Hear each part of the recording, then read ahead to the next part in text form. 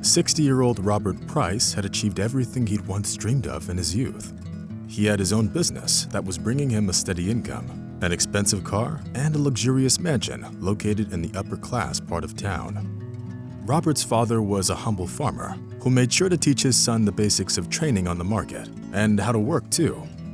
For the determined young man, these lessons were priceless. He did everything to ensure he'd see success in his future. Robert resided in New York City, but he was actually born in a small town in Ohio. There, in the old house of his father's farm, Robert lived the best years of his life. He worked from dusk till dawn in the fields, saving money for college. All things considered, he didn't feel the least bit hurt or disadvantaged. Not at all. Robert knew that his parents would go to great lengths for him to live a secure life. When he graduated from university with honors and entered the world of big business, he didn't realize that it would become his life's work. Robert seemed to be a natural at making good deals and saw great promise in business. At the age of 30, Robert made his first million and married a sweet woman named Gloria. He lived happily with her for 20 long years. The loving couple had a child, Connor, who they loved and cared for immeasurably. Sadly, Gloria had passed away 5 years back. Unfortunately, she never got to see her son's wedding, something she had dreamed of for a very long time. Cancer spares no one. Being a millionaire, Robert knew that like no one else. Robert's wife dying came as a heavy blow to him. It broke him, and he couldn't pull himself back together for many months. Unfortunately, Connor couldn't help his father out in those difficult times. He simply didn't have the acumen and the skills of a successful businessman. The boy only cared about going to the nightclubs and partying. Connor needed his father only when he ran out of money for entertainment or to fix up yet another car he wrecked. Robert, of course, tried to talk to his son and set him on the right track, but his son simply couldn't imagine any other life, having been raised in an atmosphere of luxury and wealth. Look, Connor, you can't keep going on living like this, only thinking about having fun.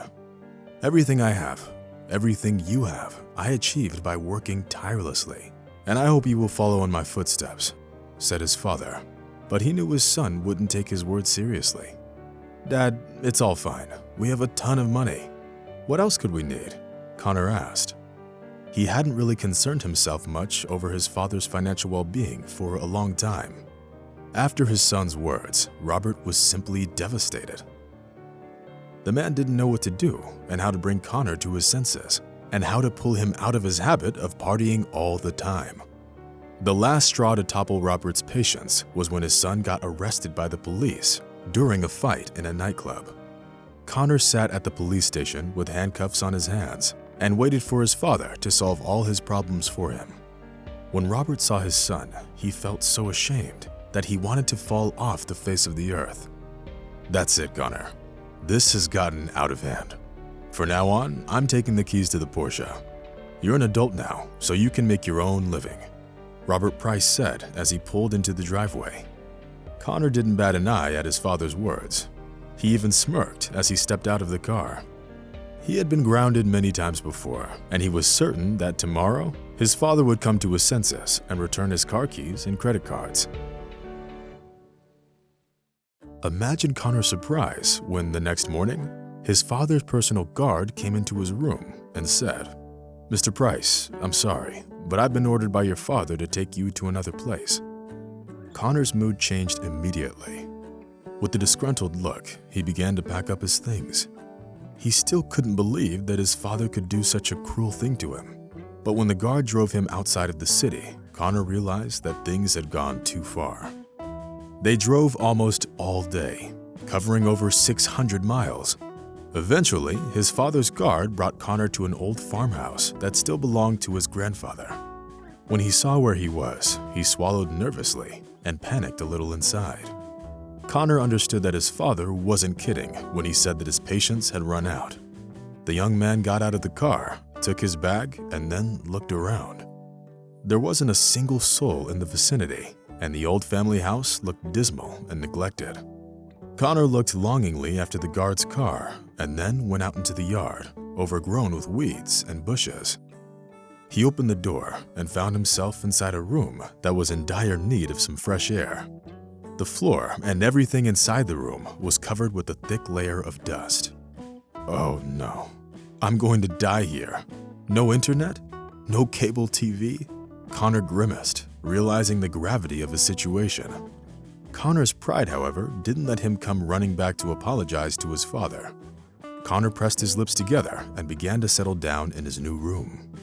For the first time in his life, the millionaire son realized that he was actually holding a rag and a mop in his hands.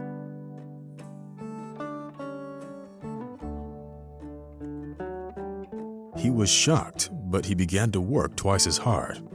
By the end of the day, he had cleaned up his whole house, having gotten rid of all the debris, dust, and cobwebs in the corners. Well, that's better.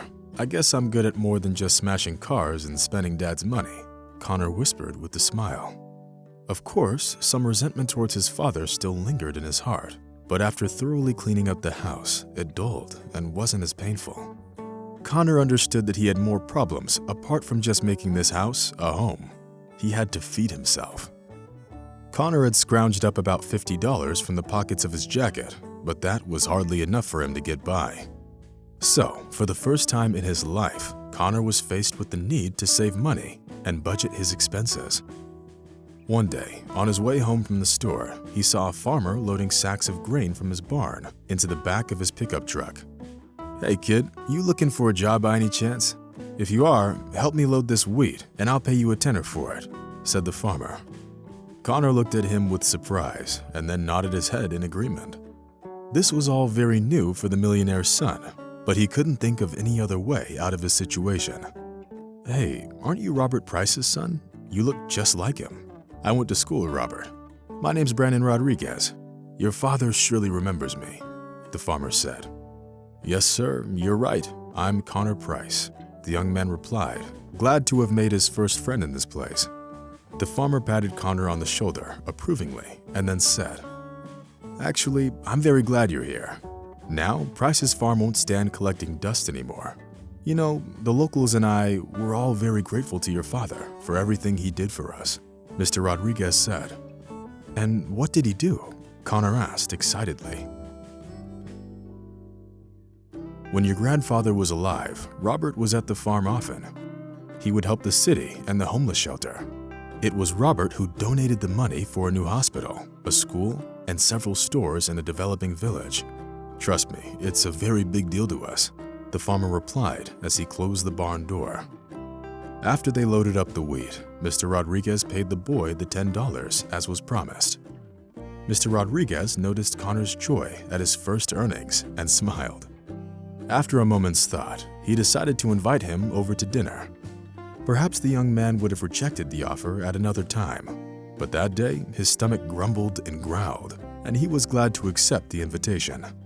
Sitting at the Rodriguez family table, Connor felt very welcome in their house. The curious look on the face of Linda, the owner's daughter, only added to this feeling. Linda was good-looking, yet she had no resemblance to the artificial beauties that Connor would date back in New York. After dinner, Linda invited Connor on a walk to get some fresh air. Connor was happy to accept her proposal. He was blushing all the time and felt his heart racing. Linda proved to be an interesting companion and told him many fascinating things. The more time Connor spent with his beautiful woman, the more he was attracted to her. Linda didn't care at all for his money or the type of car he drove.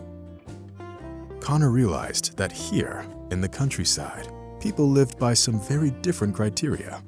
The discovery literally turned his life upside down.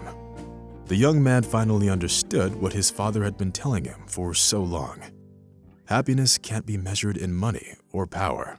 Happiness lives within and is born in a person's soul, regardless of their financial situation or position in society.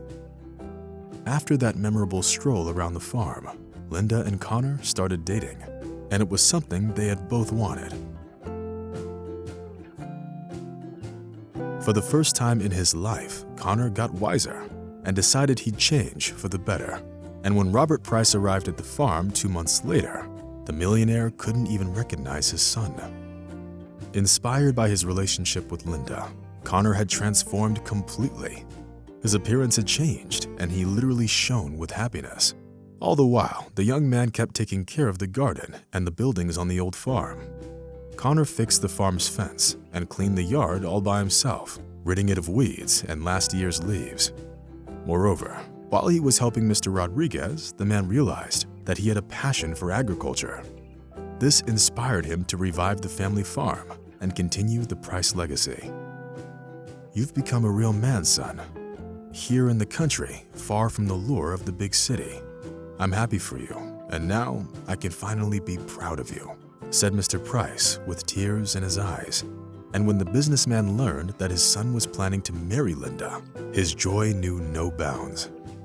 Mr. Price saw his son's successes and could finally rest easy knowing that he had raised a worthy successor.